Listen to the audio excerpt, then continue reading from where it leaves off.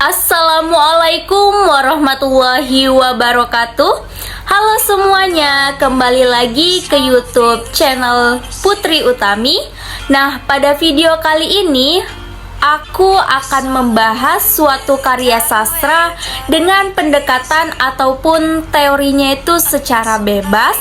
Maka dari itu aku akan membedah karya sastra ini menggunakan teori stilistika. Nah, pada video kali ini aku akan membahas cerita yang berjudul Jangan Takut Jatuh Cinta, ciptaan Ibu Yuslimar MPD. Nah, dengan menggunakan pisau bedah yaitu teori stilistika. Adapun tujuan dari pembahasan video ini yaitu untuk menganalisis suatu karya. Nah, langsung saja aku akan masuk ke pembahasan inti, yaitu menganalisis karya sastra dengan judul Jangan Takut Jatuh Cinta dengan menggunakan pisau bedah yaitu teori stilistika. Untuk lebih jelasnya, yuk simak video aku sampai habis ya. Nah, pada karya sastra ini memiliki 11 bagian yang akan menganalisisnya dengan gaya bahasa yang terdapat di dalamnya. Nah, teman-teman sudah tahu belum apa itu gaya bahasa?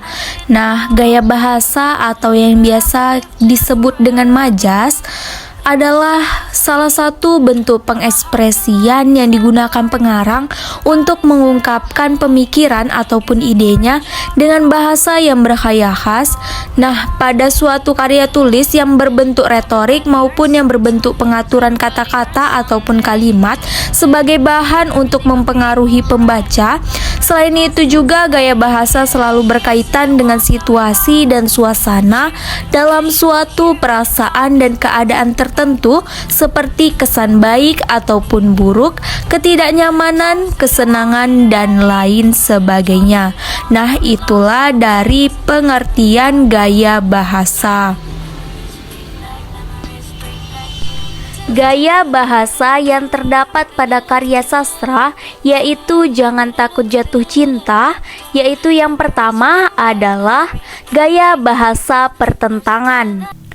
Nah, gaya bahasa pertentangan ini merupakan salah satu bentuk gaya bahasa yang menggunakan kata-kata kiasan yang berisikan dengan pertentangan dengan hal yang dimaksudkan dengan yang sesungguhnya.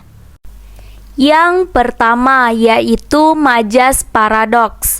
Nah, majas paradoks ini merupakan gaya bahasa yang menggambarkan seolah-olah antar bagiannya menyatakan sesuatu yang bertentangan dengan keadaan. Yang terdapat di bagian pertama dengan bukti kalimat sebagai berikut. Kau masih bergeming menatap ragu celotehku yang kadang lucu. Yang memiliki makna bahwa seseorang yang diharapkan telah meresponnya dengan sikap tetap diam terhadap perkataannya yang sudah dibuat menarik sedemikian rupa. Selanjutnya, pada bagian ketujuh yang terdapat bukti kalimat, paduka yang kukira raja, yang melindungi dialah yang paling menzolimi. Yang memiliki makna bahwa sosok seorang suami yang diharapkan sebagai pelindung justru memberi sumber penderitaan. Selanjutnya, pada gaya bahasa pertentangan terdapat majas hiperbola. Nah, teman-teman, sudah tahu belum apa itu majas hiperbola? Nah, majas hiperbola ini merupakan gaya bahasa yang mengungkapkan sesuatu pernyataan dengan kesan yang berlebihan dari kenyataan, bahkan hampir tidak masuk akal. Yaitu terdapat di bagian kedua yang terdapat bukti kalimat sebagai berikut. Katamu suatu ketika saat gemuruh ombak memecah bibir pantai nan landai. yang memiliki makna, yaitu ucapan ataupun kata-kata yang tak seharusnya atau yang tidak sepantasnya diucapkan. Kemudian terdapat di kalimat gelapmu mengalahkan deburan ombak yang memekak, yang memiliki makna suara tawa yang mampu mengalihkan maksud dari pembicaraan. Kemudian terdapat pada kalimat pecah piring dibanting masih terdengar, nyaring hardi suara menggelegar masih fajar, bekas tampar di pipi yang ranum masih melebam, pelik bayi masih memilu, dan cambuk cemeti puaskan dahaganya masih tersisa. Yang memiliki makna peristiwa sadis yang pernah dialami masih menghantui pikirannya. Selanjutnya terdapat di bagian 9, terdapat bukti kalimat sebagai berikut. Takkan netra merah masih menetap dalam bayang-bayang bengis yang tak beribah. Nun, ujung peraduan masih kudengar serangainya yang memekakkan telinga. Yang memiliki makna, tatapan marah dan tindakan ganas selalu membekas di ingatannya, seakan-akan masih terdengar. Kemudian terdapat pada bagian ke-10 yang terdapat bukti kalimat sebagai berikut. Aku gadis cantik putri raja, elok tubuh semampai, bibir merah bak delima merekah, alis mata bagai semut beriring, dagu laksana lebah bergayut, dan mata bak bintang gejora. Yang memiliki makna gambaran keadaan tubuh yang sempurna dilihat mata. Kemudian majas yang ketiga yaitu majas litotes. Nah, majas litotes ini merupakan gaya bahasa yang mengungkapkan sesuatu yang berlawanan dari pernyataan dengan cara mengecilkan dan mengurangi yang bertujuan untuk merendahkan diri. Yaitu terdapat di bagian 7 yang terdapat bukti kalimat sebagai berikut.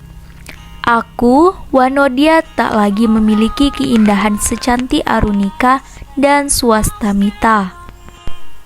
Yang memiliki makna bahwa ia merasa cukup puas dengan yang telah ada pada dirinya. Kemudian terdapat di bagian 8 dengan bukti kalimat sebagai berikut. Aku, Wanodia yang berpoles madu berinti tuba. Yang memiliki makna wajah yang cantik tetapi hatinya menderita.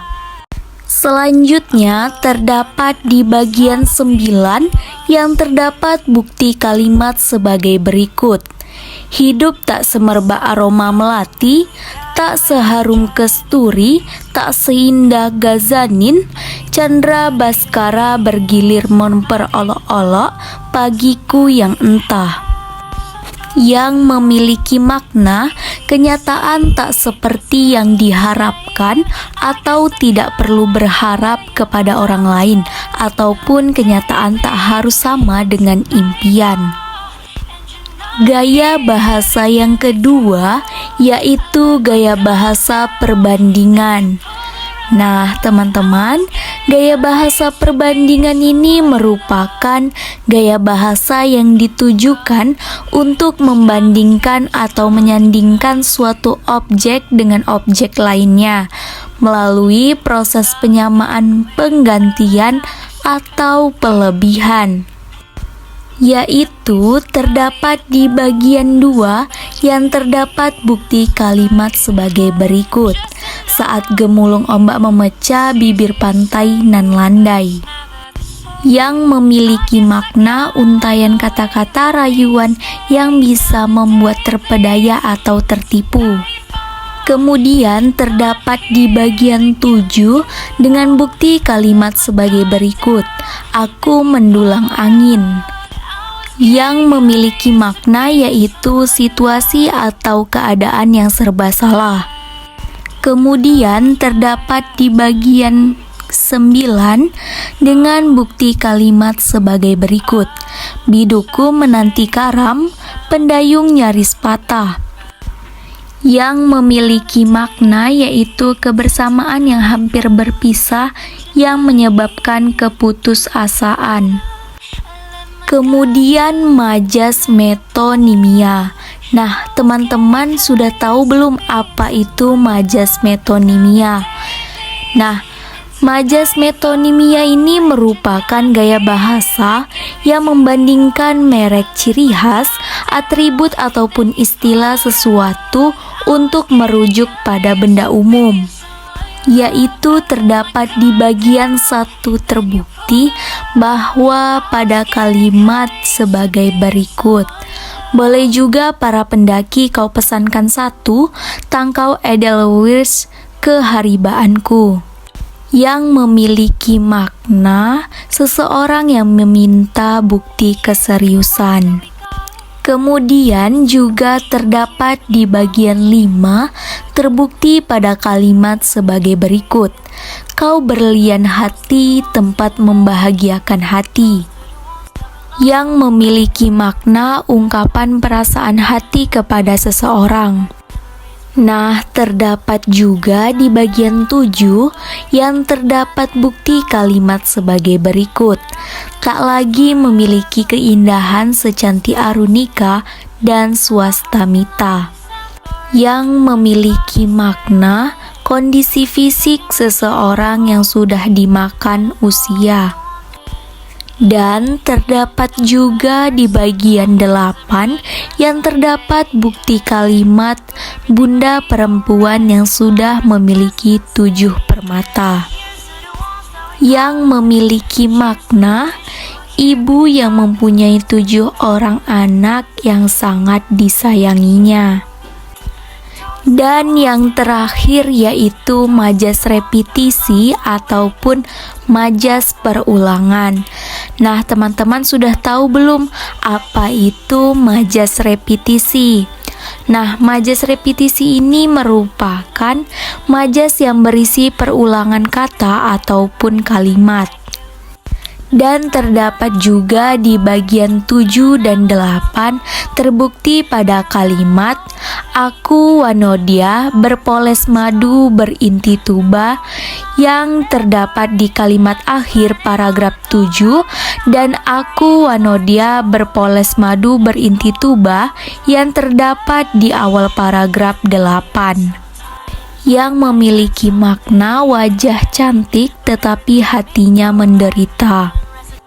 Nah, pada karya sastra ini juga memiliki makna yaitu jangan memaksakan kehendak dan jangan menentang tunjuk ajar, dan kita harus selalu belajar menyadari dan menerima kenyataan hidup. Demikianlah video aku tentang menganalisis gaya bahasa pada karya sastra, yaitu jangan takut jatuh cinta dengan menggunakan pisau bedah teori stilistika. Baiklah, sekian dan terima kasih. Assalamualaikum warahmatullahi wabarakatuh. Sampai jumpa di video berikutnya. Bye-bye.